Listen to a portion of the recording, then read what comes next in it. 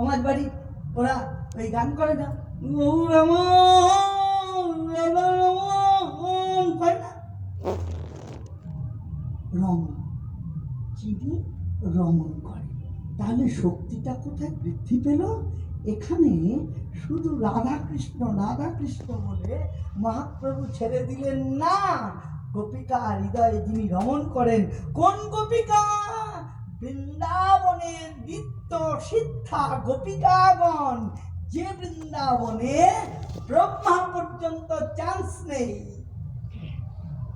মহাপ্রভু যখন এলেন তখন কি এলেন?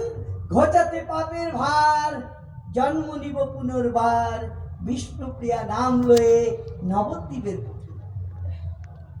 লক্ষ্মী তো অভিমান হয়েছিল, অহংকার হয়েছিল, আরে আমি নারায়ণের পাশে থাকি, আমি তো বিশ্ব সুন্দরী।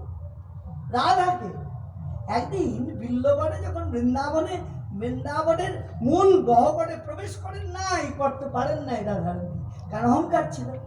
অহংকার থাকলে তো বৃন্দাবনে প্রবেশ করা যাবে না। বিল্লবনে রাধারানী রয়েছেন। এইবার যখন ওই একজন বলছে রাধাকে আইডেন্টিফাই করতে হবে, তাহলে বলি না, দেখো তো খুঁজে দেখো তো কে আছে।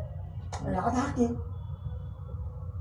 অপূর্ব সুন্দরী একজন এমনি করে ছলাক ছলাক ছলাক ছলাক ছলাক ছলাক করতে করতে কলসিতে কুলকুল কুলকুল কুলকুল কুলকুল করে জলটা দিয়ে নিয়েছেন।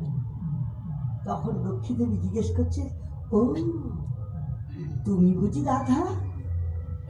তখন সে কানে হাত দিয়ে বলছে, না। চিৎকার করছো কেন? আমি রাধা নই, রাধা নই, রাধা নই, আমি রাধা রানীর দাসীর দাসীর দাসীর দাস।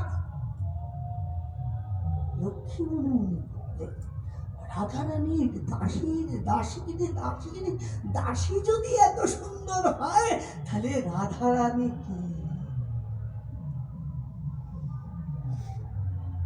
সুতরাং লক্ষ্মীর অহংকার চুপ।